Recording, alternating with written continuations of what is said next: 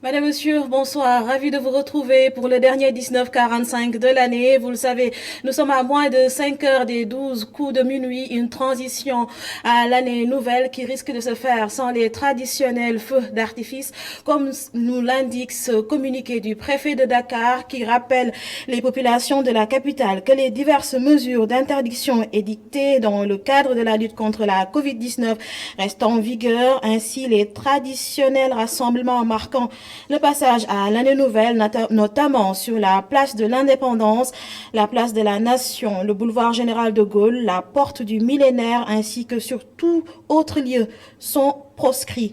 L'heure de fermeture des restaurants et autres débits de boissons est maintenue à minuit dans le strict respect des gestes barrières.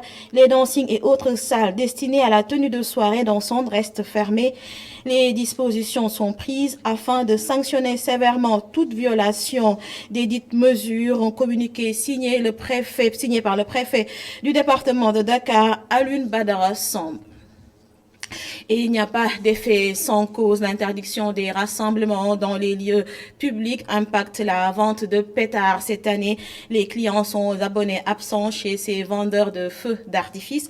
Et pour les jeunes, décembre sans pétards n'est pas animé. Suivons ce reportage de Mam Astoukan.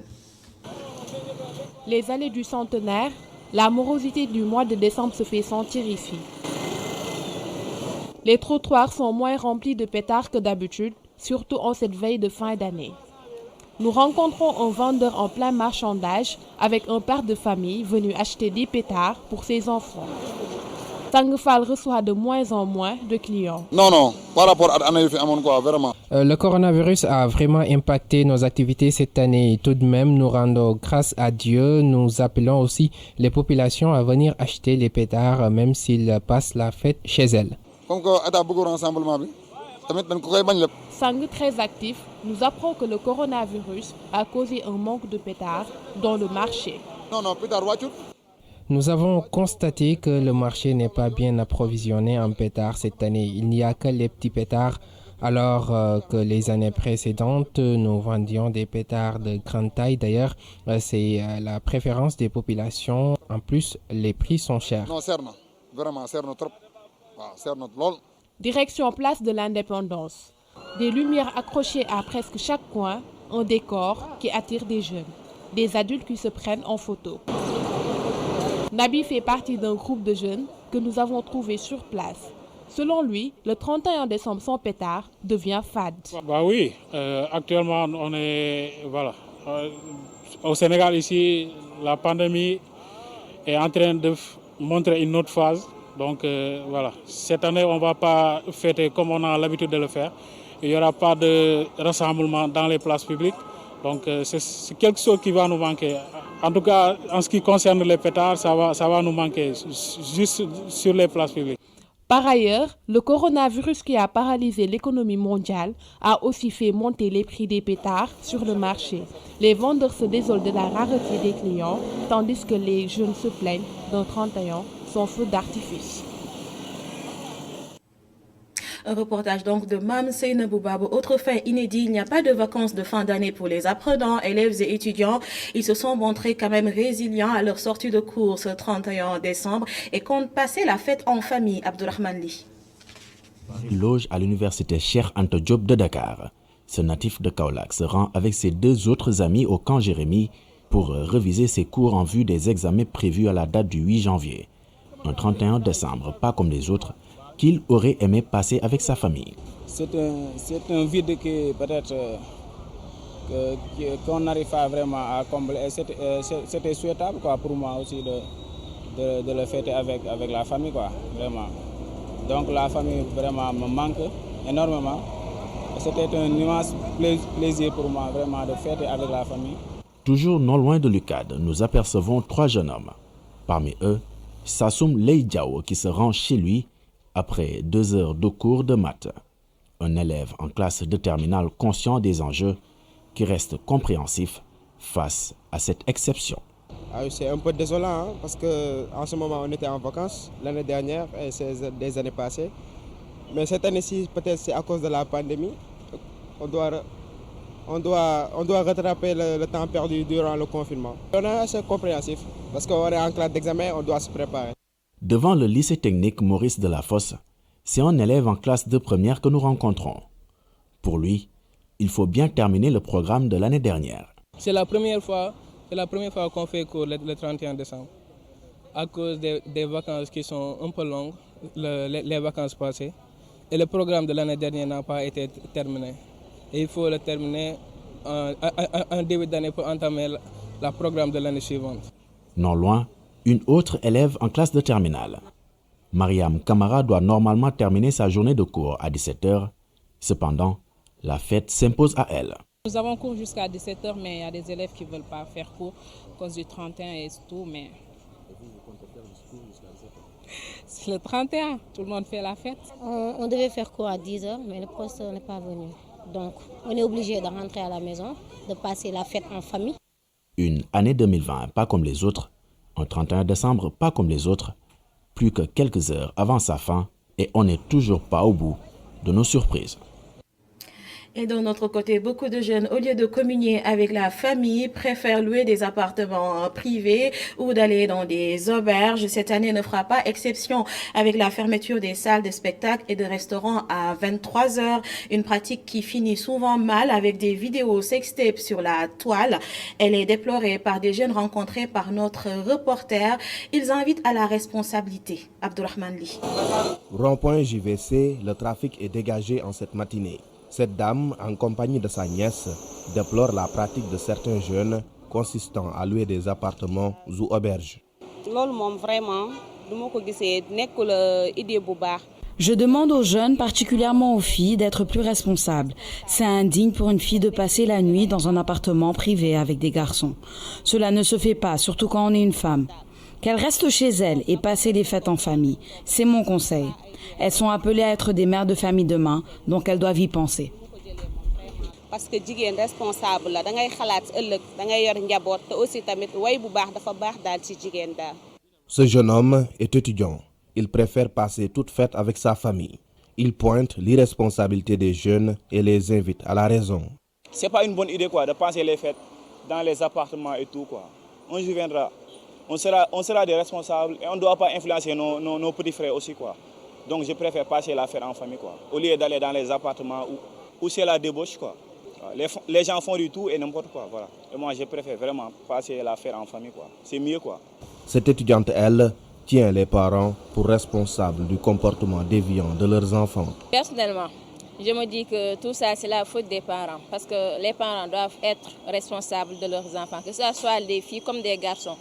Je ne peux pas concevoir que des enfants à l'âge de moins de 18 ans partent pour louer des appartements et ils passent même la nuit. Les parents doivent contrôler la nuit, surtout les 31 décembre, les fêtes comme ça, doivent contrôler les enfants s'ils sont couchés à l'heure, avant que les parents se couchent. Ils doivent contrôler leurs enfants d'abord. Les excursions des jeunes dans des appartements privés en période de fête tournent souvent au vinaigre. Des sextapes ou vidéos à caractère sexuel font souvent les échos du net dès le lendemain. Ces Dakarois rencontrés condamnent vigoureusement cette attitude à la mode. Mam Abdougaye Kassé, les fêtes de fin d'année, d'habitude une bonne traite pour les agences de location de voitures, mais avec cette seconde vague de la Covid-19, c'est la traversée du désert. Certains vendeurs de véhicules livrent leur désarroi à cause de la rareté des clients, des chiffres d'affaires en baisse, des réservations annulées. C'est le quotidien de ces concessionnaires. Un reportage de Mam Astoukan Barasso. Les fêtes de fin d'année ont été souvent la traite des loueurs de véhicules. Mais cette année, c'est tout à fait le contraire. Chiffre d'affaires en baisse, des réservations annulées. Dans ce parking, toutes sortes de voitures sont exposées. Pape Nian semble inquiet de cette situation.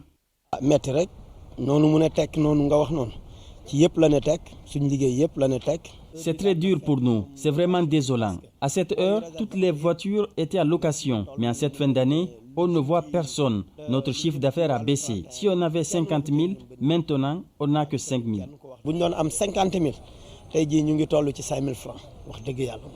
Après la place d'Oudouniaï Komborose, cap sur les deux voies Liberté 6 à la Cité Cyprès. Ici, les vendeurs et loueurs se réjouissent malgré la Covid-19. Le prix de la location n'a pas subi de baisse. Elze, un des vendeurs. En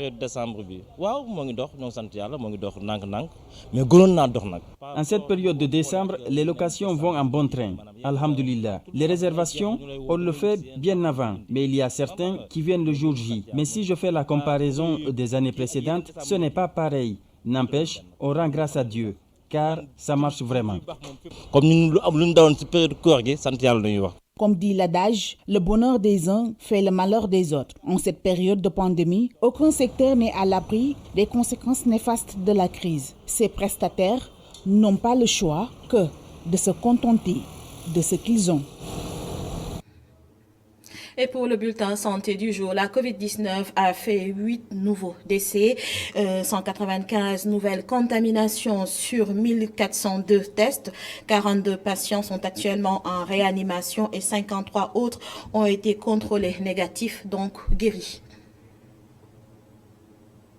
11e pays contributeur des troupes, le Sénégal est bien représenté sur le théâtre des opérations. Ils sont plus de 300 djambars composés de militaires, gendarmes et policiers avec des missions précises, des missions qu'ils effectuent avec professionnalisme, ce qui leur valent reconnaissance et respect de leur père. Voici le colonel Abdou Aziz Fall, chef de bureau communication de la force de MINUSCA. Il est avec notre envoyé spécial à Bangui, à Mogoro-Bernian.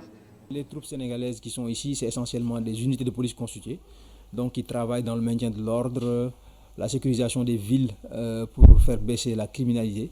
Donc c'est essentiellement des unités de police et de gendarmerie qui sont affectuées à ces tâches. Maintenant, pour le personnel militaire, nous travaillons pour presque tous dans des états-majors, dans des domaines spécialisés comme l'appellent les Nations Unies. Et à ce jour, en fait, on a reçu des témoignages assez positifs par rapport à la qualité du travail que l'on fournit et l'engagement qui a toujours été, dont on a toujours fait preuve dans le cadre de cette mission. Donc ici, au niveau de la MINUSCA, le Sénégal dispose de 2 unités de police constituées. L'une est constituée par des éléments de la police nationale, qui est ici même basée à Bangui. L'autre est une unité de la gendarmerie qui se trouve à Berberati, donc à peu près à 300 km à l'ouest de Bangui.